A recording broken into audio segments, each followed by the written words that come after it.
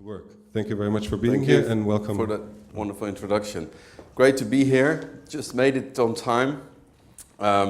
Thanks, Ronald, for the invitation. Vincent welcomed me and he said, I love your timing skills. I did have an hour extra, but got stuck near Gouda, then got stuck getting into town, etc. Anyway, we're here, we're on time, just in time, and we're online, which is all working fine. Well, actually, talking about branding, my specific interest is place branding. And I think that's probably also, not just commercial branding, but a branding of cities, of regions, of countries. And I think that's also the reason why I'm here. Because, of course, what Ronald is working on is this division between virtual world and the real world. Okay, we can do virtual things and we have virtual co-working spaces. But what is the relevance of place? And of course, he's still making his business out of place, actually getting people together, which can be troublesome, as I just experienced.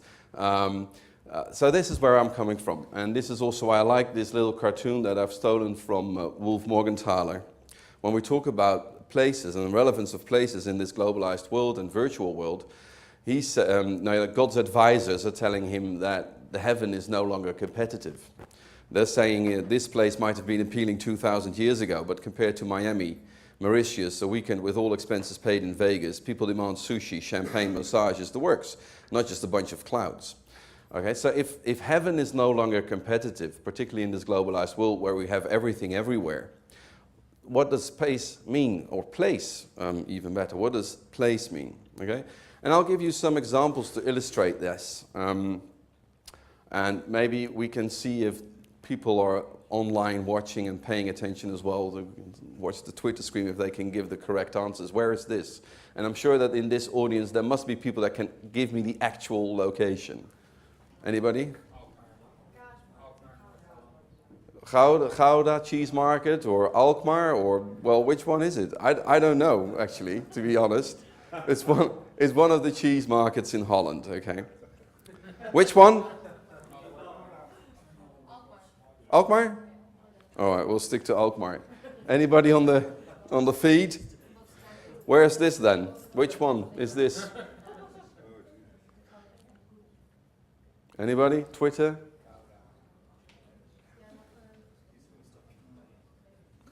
Edam, Gouda, Alkmaar? Yes? No? Holland? Is it Holland? It's Japan. Okay. Attraction Park Huis ten Bosch in Japan. And you can see Nijntje. And this is one of the reasons why they built it, because Nijntje is actually very popular in Japan. So they came up with this idea to build an attraction park in Dutch style. Some more examples. And this links back to Joe Pine's book, who I think you saw earlier. I was hoping to get into a discussion with him, but apparently not. Talking about authenticity. Which one is the authentic one, if there is such a thing? Which one is the real one? Anybody? Shout. Left. Left? Absolutely, yeah. Where are the other ones? Vegas. Which one is in Vegas? Yeah, good. Excellent. And the other one? That's just a 50% chance. And the other one? Anybody? Any taken? Dubai? No, not yet. Japan? No.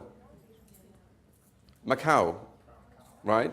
Interesting is that in Macau, they copied the Venetian Vegas. They didn't copy Venice, they copied the Venetian Vegas, right?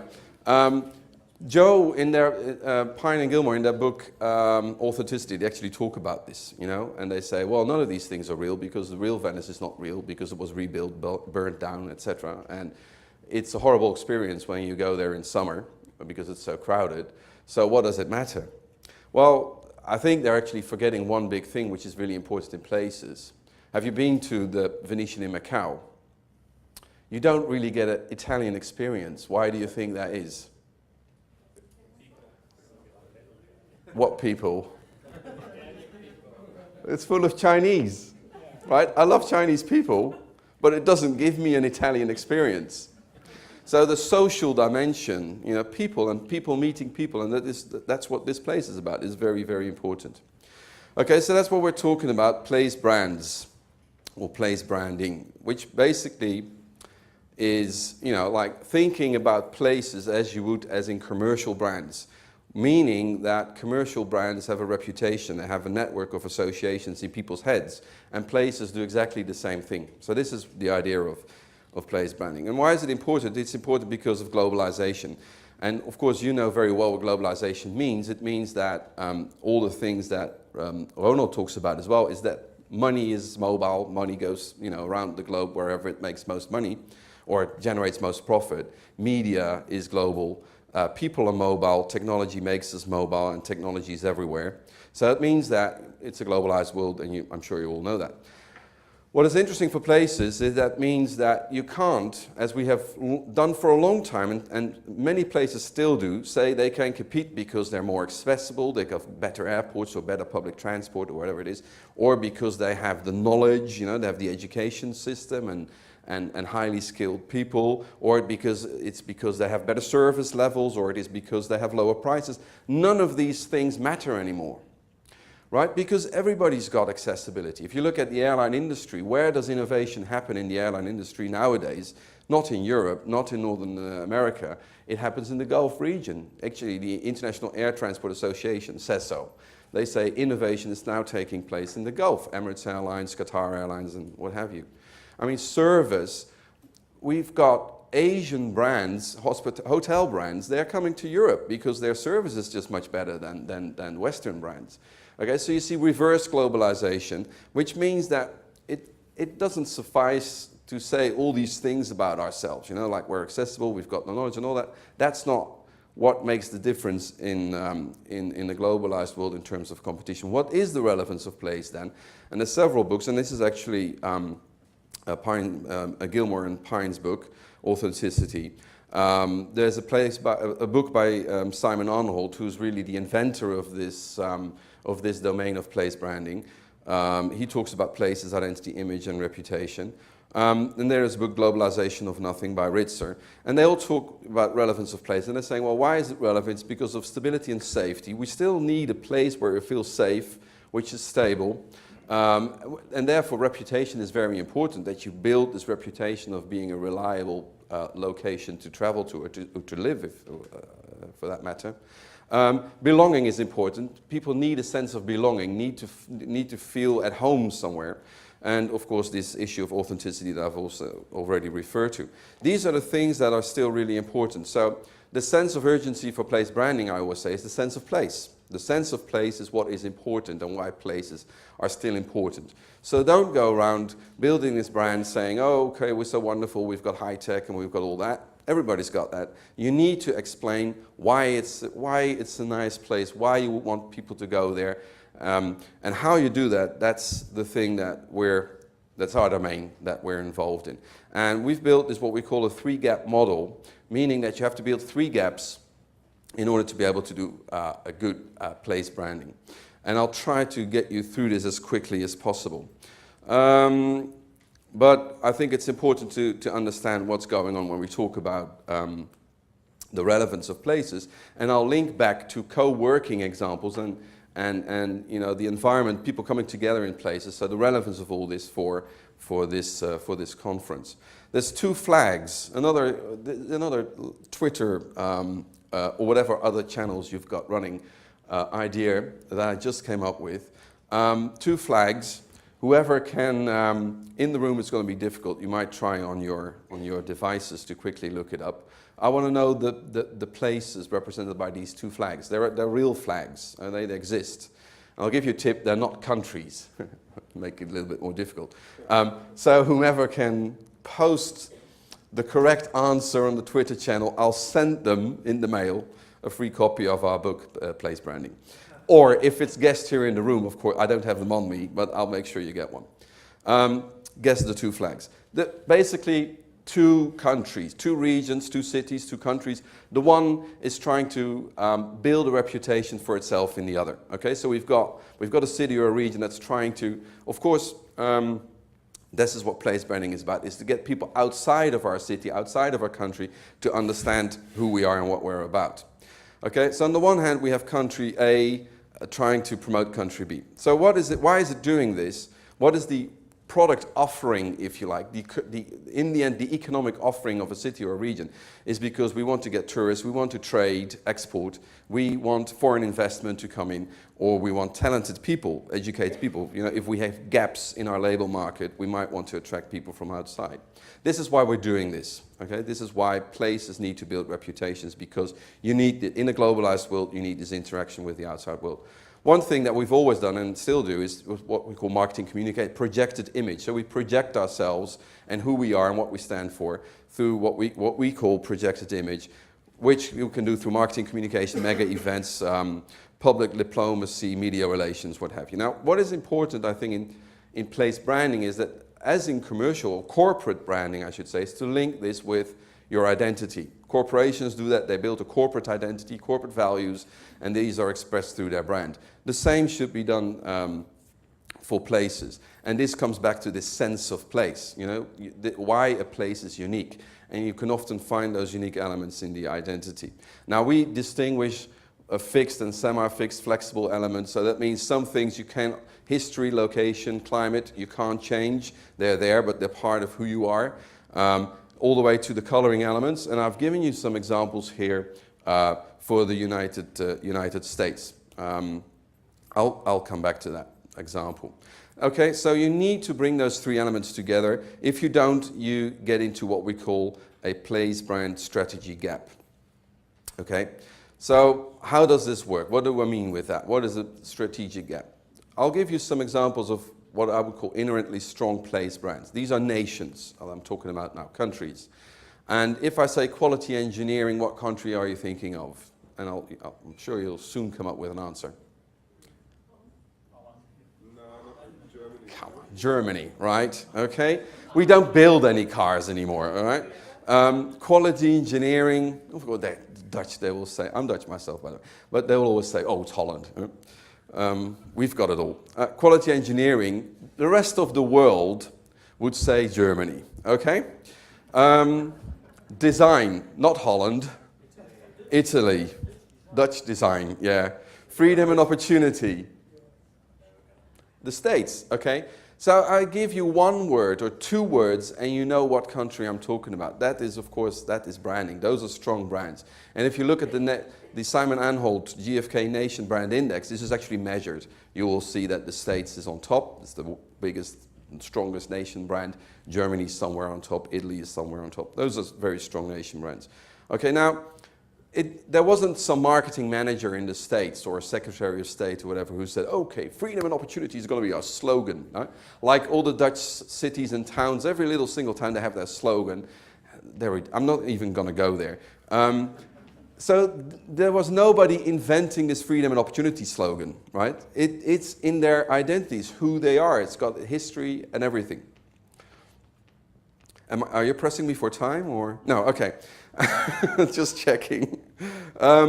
So how can we actually organize that? Is there such a thing as trying to manage your reputation?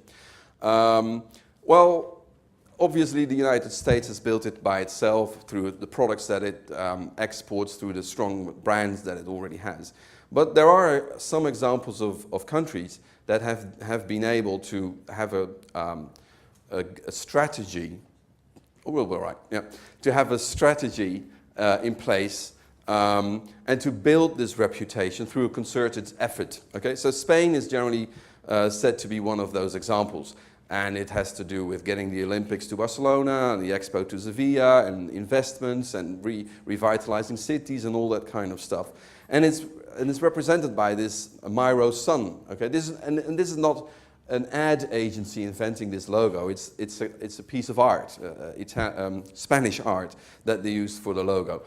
But countries think, oh, a colorful logo, so that's what's get us going. You know, Spain, they had this sun. If you get the logo, everything will be all right. So Armenia came up with a colorful logo, the Caribbean, Indonesia, and all of the others, right? Does this build a distinguished reputation for a place? Okay, I'll leave the answer to you. Incredible. Anybody? India, very good. Okay, they spent so much money on CNN advertising that everybody knows how incredible India. I don't know what it means, but we all know incredible India. Surprising? It's getting more difficult as we go down. Surprising, anybody? Singapore. The Pearl of Africa? Uganda? No? This is an interesting one because it was actually Winston Churchill who said in Uganda that he thought that Uganda was the Pearl of Africa. So there's some historical evidence to this, but the problem is there's also Pearl of the Orient, Hong Kong, and there's a Pearl of the Mediterranean, Montenegro, Pearl of the Antilles, Pearl of the Indian Ocean. So there's obviously some PR agency that's doing this, and they get a country, a minister, contacting them, we need a slogan. And he goes, does this region have a pearl yet? Give them the pearl, charge them $100,000. Okay, and here's some more funny slogans. We have no time, you can read them later on. So this doesn't make much sense. So what you have to, the point I'm trying to make is you have to go back to who you are, where you come from, your identity, where you want to go, what reputation you think you deserve, and then come up with some inspiring brand values, like for instance Wales has done here. They say their brand values is that Wales is a human place with a challenger spirit and real people, and particularly an original thinking. So they do things in original ways. Their way of communication is very original many times, as you'll see some examples later on. And this challenger spirit is really what Wales is about, the challenge against the English, really. There's some historical foundation to that. Now, okay, finally, we get to the topic, co-working and third space. There's interesting things that happen online, and this is you should just visit this, nzedge.com. This is very interesting, set up by Kevin Roberts, who was the author of Love Marks, and he's New Zealander. And this website intends to bring New Zealanders diaspora that have moved across the globe, to bring them a virtual community where they can share their experiences as New Zealanders, their identity, stories from back home, heroes, people New Zealanders that they admire, sort of, an identity community online for people that have spread across the world. So I think it's a great co-working space where people share the relevance of place, even though they're, somewhere in space. Okay, so you're doing all that to create, in the end, what it's all about is reputation, which is about perceptions and perceived images. Now, of course, again, why is it important? Bigger challenge here. On the left, we used to have just, travel agencies, newspapers, mainstream media, etc. Now moving into modern times on the right, you get so many channels, and of course with social media, it becomes so much more of a challenge to manage your reputation. So there's a big issue there for places. What you need, you need to create the right expectations. If you don't, then you get into what we call a satisfaction gap. So, of course, the point about branding is creating promises, a promise of value, and you need to create the right promise because what you want to have is tourists actually visiting you, people meeting in your city or your country, investors going there. So they're going to actually experience the place for themselves. So you want to create the right expectations. Now, if I say, which region is modern, dynamic, and diverse, what would you say? So, what comes to mind? Just shout. A modern, dynamic, and diverse region. You know you're going to give the wrong answer anyway. Rio. Singapore? Ronald? Yeah? No, it's not Singapore, but it's a good guess. Yeah, I would say Singapore or Dubai or Shanghai. Yeah, no, it's Flanders. Okay, I live in Flanders, so I have to be very careful. Flanders, this is not the latest brand strategy. The brand strategy that they have now for Flanders makes much more sense. But at the time, this was a quick job, and they said Flanders should be known, our reputation to be modern, dynamic, and diverse. Come on, I can think of many, and I think if Flanders shouldn't have the reputation for one thing, it should be dynamic and diverse. It should be, authentic, small scale, nice towns, good food.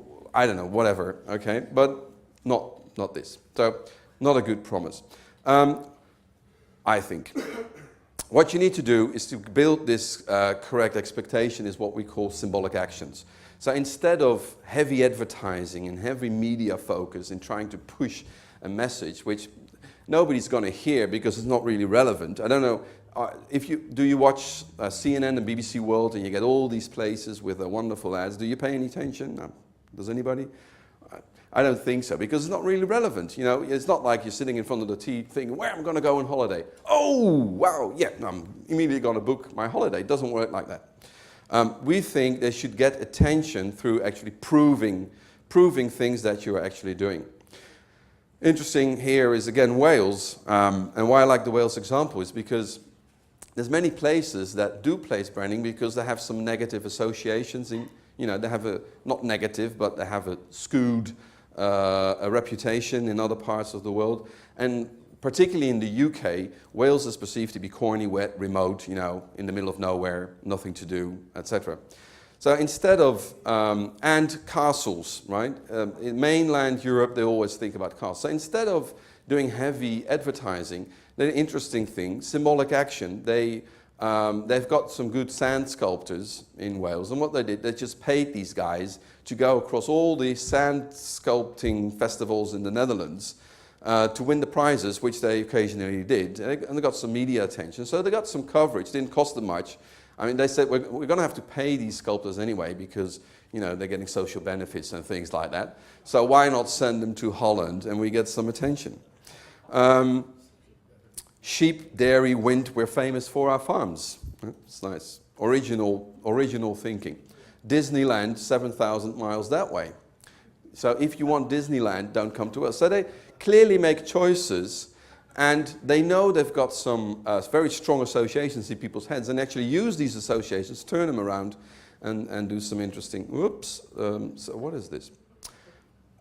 I don't think we have time to, and by the way, we don't have any sound, forgot about that, 5 minutes. Now, I'm sure you know this example of the Best Job in the World campaign by Queensland. Okay, very interesting. This is the kind of stuff we mean by symbolic actions. They spent 1 million Australian dollars, which is less than $1 million in euros, if I'm informed correctly. And they measured the media impact, and it was about 80 million US dollars, and I'm sure they didn't measure all the channels. Have you heard of that? So what they did is they basically did the little classified ads in the papers all over the world. So that's where they spent their money, buying little classified ads in the vacancy pages, job pages in newspapers all over the place. That's what you see here. And said, we offer the best job in the world. It's a pay, you're going to have to be you're going to be a caretaker of an island in the,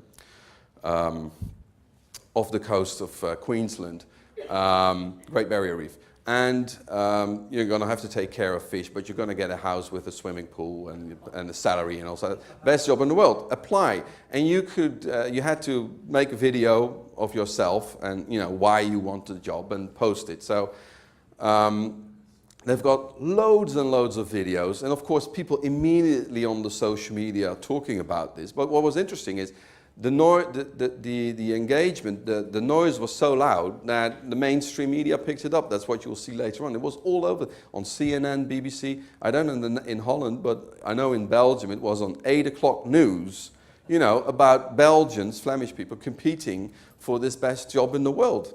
So, instead of paying for paid advertising in the advertising slot, they actually got attention in the news itself. And this is the type of thing that through a symbolic action you could actually get some attention. Plus, again, it's a sort of a co-working. It's not really well, they're looking for a job, so maybe it's working. But you build a community, you get people together around a goal, put those videos online, and then there was a contest, and so you create interaction in this virtual space. But in the end, they were invited to Australia. And there was a whole show, the final competition, and they took them to the islands and they had to do some stuff. Anyway, so it's again virtual, real world, and bringing these people together I think is interesting from the perspective of this conference. Last piece of this model is it's about experiences. People are gonna go, Pine and Gilmore, experiences, their first main book before they wrote Authenticity, and the last one. They talk about experiences. And of course, this is very important for places because in the end, tourists or investors or whatever, they're going to go to these places. So this is where the performance gap comes in. You have to be able to prove on the ground, in the city, in your country, you're going to have to prove that what you're promising, that this could become a reality. So it's not about communication. It's about actually doing things, what we call substance. So things like this, if you're going to have meetings, so you have these virtual co-working, okay, fine, but in the end you're going to meet somewhere, then suddenly place becomes relevant. So this is the conference center of the Madinah Jumeirah in Dubai, and it's all based on the local architecture. So instead of meeting in some, meeting room that could be anywhere, you're actually meeting in a location that has meaning, that just actually gives you a sense of place. What is very important in this perspective is, again, co-working, cooperation, and internal branding. You need to get people together to share this idea of belonging and the relevance of place. So cooperation between all kinds of public, private stakeholders, industry, civil society. And from a co-working perspective, again, an interesting example, look it up. WalesTheBrand.com is a website. It's not to promote Wales. This is a website where it's a virtual community where they bring stakeholders, private sector, hospitality industry, tourism industry, investment promotion agencies, municipal councils, whatever, anybody that is involved in communicating about Wales to the outside world, they bring them together in this community where you can get all the information about Wales, the brand. And from that, again, they do real actions. So they actually bring people together, or they do different initiatives. One thing that they did, for instance, they built a YouTube channel, what was called Wales 1,000 Things, about all the things that you can do in Wales. And again, it was a social media thing. They wanted to get user-generated content, people actually posting their own videos. But they said, well, we can't do this with an empty channel. So they called on these people that they have in this co-working community and said, okay, make some videos, put them on our channel so that we at least have a channel that's already filled with some stuff. And in no time, they had hundreds of videos from hoteliers, travel agencies, tour organizers, whatever, posting videos. So again, use the virtual community and co-working to get these types of things done, which are relevant for place. So I'm very surprised that you still have meeting rooms like this. And I like this example. I just took it off the internet, looking for meaningless meeting rooms where that could be anywhere, and actually found at Yahoo they've got the meeting room called Star Wars. So I'm thinking that this is what it would look like, people at Yahoo meeting. What's the relevance of place? Okay, so if you are going to meet in a location, then why not make that location relevant and important? Okay, so what is it finally? Just from to understand what place branding is about increasing awareness of places, of your city, of your location, create a memorable, distinctive, meaningful image, and enhance customer satisfaction and loyalty. So learnings for this conference, very interesting. I think there's lots of things going on from this virtual community co-working perspective.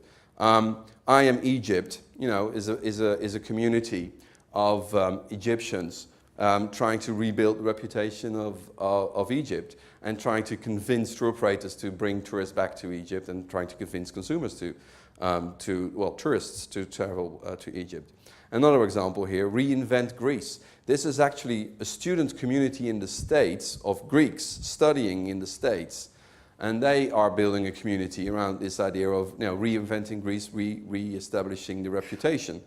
They've got a bit of work to do, but anyway, these are interesting examples, I think. Last one, again, virtual tourist, talking about virtual and real. virtual tourist travel community. I don't know if you're familiar with it, but this is where tourists share stories. But you get these VT meetings. I don't know if you can read that. But people then travel to locations and they say, can we have a VT meeting? Meaning they want people from the same community, peers, like-minded people that are also in the community, but they still want to meet them. And then again, place becomes very relevant. So there's very, although it's a virtual community, you constantly see these postings, let's have a meeting, where can we meet? Yeah, I'm finishing. Okay, this is what we've been doing on Minds, thanks to Ronald. Our own virtual community and co-working community on place branding and place branding professionals, just some promotions. And that was my last slide. And our books, so if, I don't know, I'll check the Twitter fountain later on, see if we can get the correct answer. Anybody for the 2 flags? Dubai, very good. Halfway, okay, half a book. I'll rip out half the pages and then...